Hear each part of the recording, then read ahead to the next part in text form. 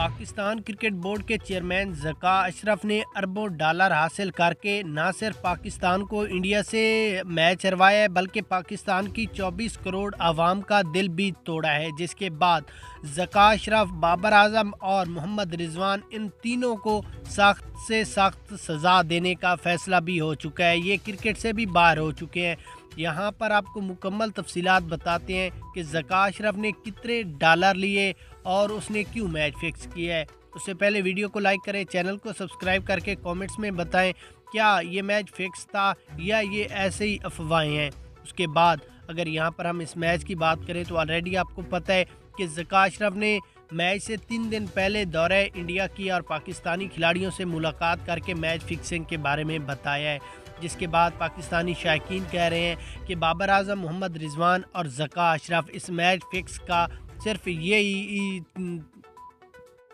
یہی 3 قصوروار ہیں اور انہی کو سزا دینی چاہیے۔ ہم تو یہی کہتے ہیں کہ ان کو ورلڈ کپ سے باہر کریں، پاکستان ٹیم سے باہر کر کے ان کو جیل بھیجیں اور 5 سال قید رکھیں۔ اس کے بعد ذکا اشرف اور بھارتی میڈیا بھی کہہ رہا ہے کہ دال میں کچھ کالا نہیں بلکہ ہمیں تو پوری دال ہی کالی لگ رہی ہے، کیونکہ پاکستان وہ ٹیم ہے جو 350 رنز بھی بنا سکتی ہے، لیکن اب انڈیا کے خلاف انہوں نے 192 رنز پر پوری ٹیم کیسے آؤٹ ہوئی؟ یہ بہت بڑا مسئلہ ہے اور مسئلہ آپ کے سامنے ہم نے رکھ دیا ہے کہ بابر اعظم، محمد رضوان اور ذکا اشرف نے اربوں نہیں کھربوں ڈالر حاصل کر کے پاکستان کا نام پوری دنیا میں بدنام کیا۔